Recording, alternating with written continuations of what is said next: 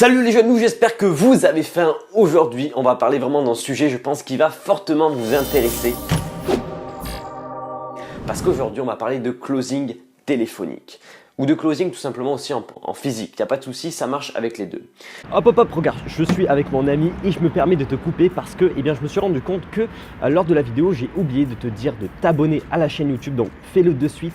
Pourquoi? Parce que si tu veux du contenu aussi qualitatif que ce que tu es en train de regarder, c'est le bon endroit. Allez, sur ce, je te souhaite très bonne vidéo, prends des notes, ciao ciao. Alors, pour l'instant, je vais dans un premier temps planter les bases. Donc un closing pour qui, pourquoi, dans quel contexte. Donc il peut être à la fois téléphonique, soit physique. Et il peut se dérouler dans une stratégie par exemple de webinaire. Par exemple à la fin d'un webinaire, on t'offre entre guillemets un coaching ou on t'offre un appel avec un expert qui est en fait tout bonnement une stratégie de closing. Tout simplement, on va pas se le cacher. Ça peut être également du closing téléphonique pour une vente de prestations, ça peut être vraiment pour une multitude de choses. Reste jusqu'à la fin de cette vidéo parce que à la fin de cette vidéo, je vais te donner une pépite qui m'a été donnée vraiment par un closer professionnel et qui est excellente. Sincèrement, elle est excellente, elle va te permettre d'augmenter ton taux de conversion, sincèrement, au moins par 2. Au moins par 2, je te promets. Donc du coup, dans cette vidéo, nous allons voir les 9 étapes pour réaliser un pitch de vente sur un prospect chaud. Donc dans un premier temps, tu vas planter le décor, c'est-à-dire que tu vas dire à la personne pourquoi elle est là, quel est le but de cet appel. Donc en fait, tu vas très clairement lui dire dès le départ que à la fin, certes, tu vas essayer de cerner le personnage, tu vas essayer de l'aider, mais qu'à la fin, tu vas lui proposer une offre. C'est très important pour que la personne psychologiquement elle se prépare et que quand tu vas lui proposer ton offre, elle se trouve pas prise au dépourvu. Le but c'est pas ça, le but c'est pas de l'effrayer, le but c'est simplement justement de lui dire que tu as une offre.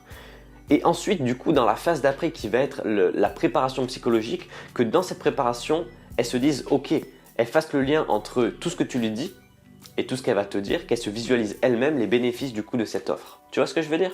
Ok. Donc du coup dans un deuxième temps, tu vas essayer de comprendre pourquoi elle est là.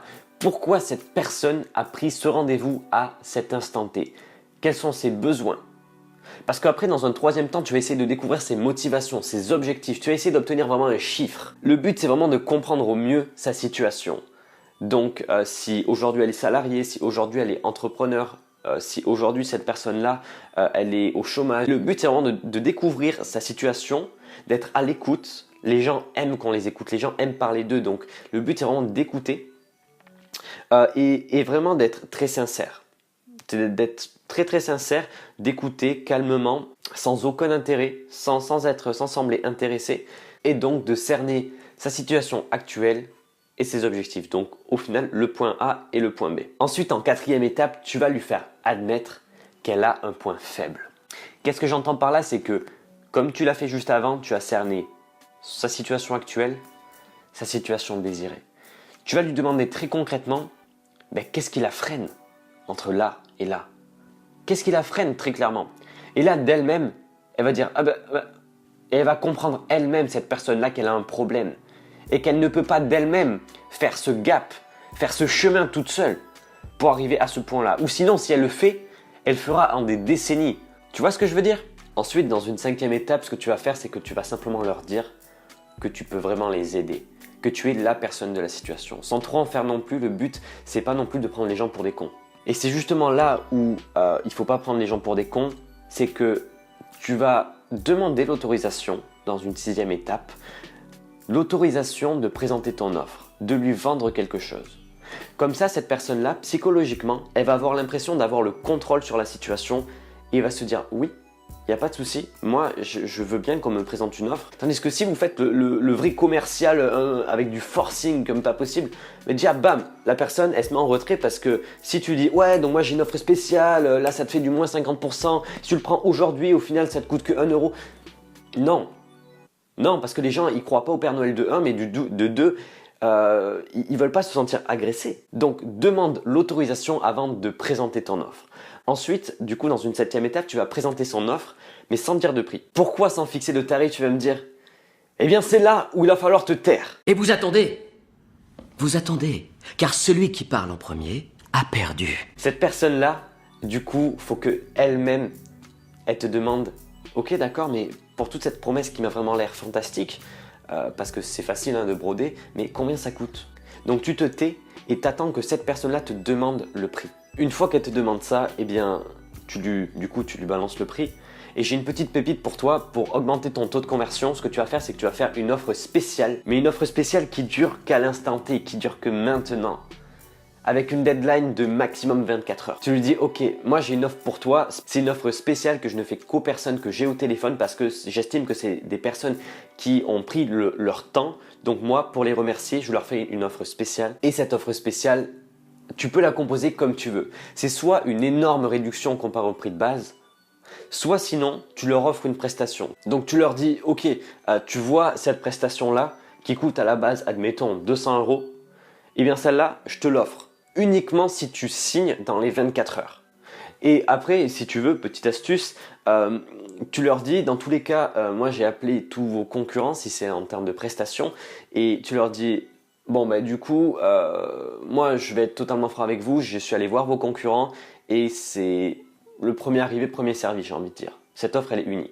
Voilà, bon, tu le formules un peu mieux, là forcément je te l'ai formulé spontanément, tu le formules un peu mieux et tu vas voir que rien que par question d'ego déjà, ça en fout un coup.